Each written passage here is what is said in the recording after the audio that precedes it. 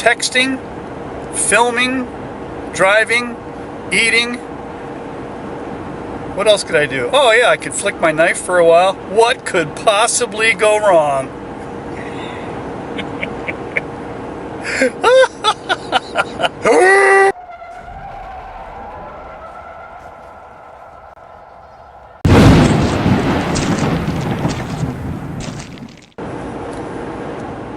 The first video I did about the Cold Steel Ultimate Hunter was in the truck.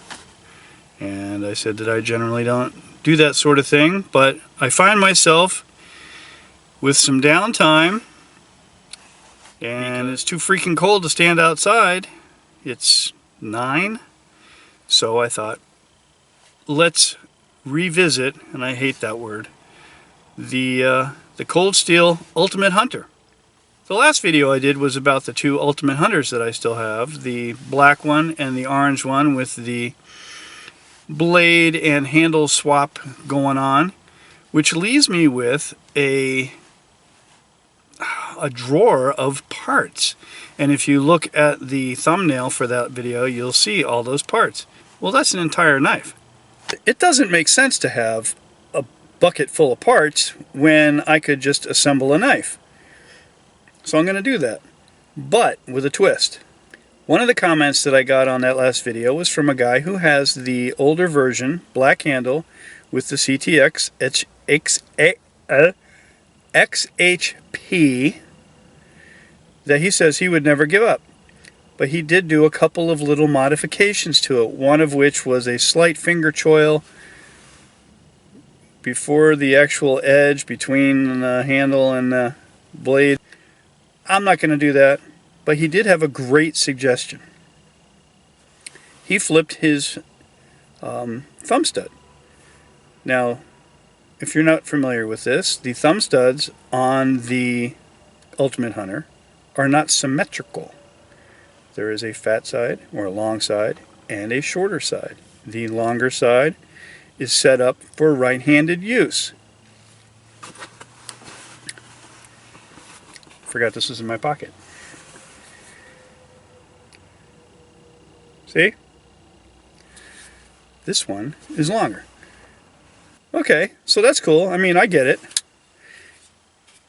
But he flipped them so that the shorter one was on the thumb side for a right-handed person. And it got me thinking, well, why don't I try that? Or why don't I just grind down that long thumb stud and make it the same length as that and make it symmetrical? So I commenced to start this new project.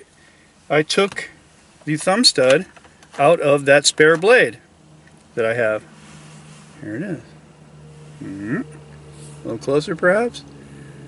Very basic, very rudimentary. And I thought, alright, now I'm just going to grind this down. Here's where it gets fun. I'm looking at this going, golly, that hole in the blade is just screaming, make me a big hole. just like on the Chris Reeve Sebenzas that I was doing and the Incosis. Why not do it on here? So I think that's what my next project's going to be. This is robust steel. Now the steel on the Incosi is kind of thick too. I'd venture to say this may be a little thicker. But the big thing is these are heat treated properly to Crucible Metals specifications to get the ultimate hardness and workability out of this steel. Whereas Chris Reeve, it's like a butter knife. So I'm going to have to work really hard, I think, to enlarge the hole on there. In doing so, what you're going to see is, there'll be a hole there, and I may have to remove some handle material from the one side of the G10 handle scales. Does that make sense? And since it's the newer version of the G10 that is just sitting around, I'm not going to shed a tear having to carve some of that away. No big deal. So that's what I'm going to do. And I'm pretty psyched about it. That's going to be fun. I haven't enlarged the hole in a long time.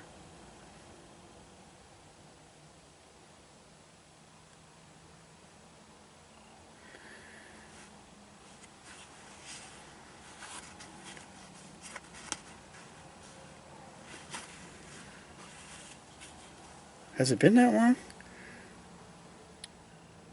I would like to take this moment to thank all of you who took the time to leave me very constructive criticism on the last video in the comment section. I didn't get as many hang it up, give it up, call it a day, delete your channels as I thought I was going to get. So, for that, I am thankful. And, I mean, honestly, even if they were all that, I'd still do this. These are just a hoot. This is for my entertainment. If it entertains you as well, then yippee.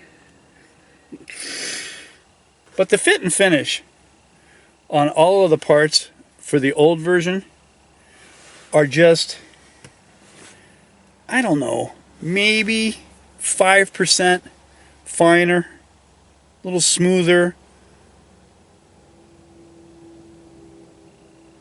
The lock bar, you know, because I had both of these knives completely apart.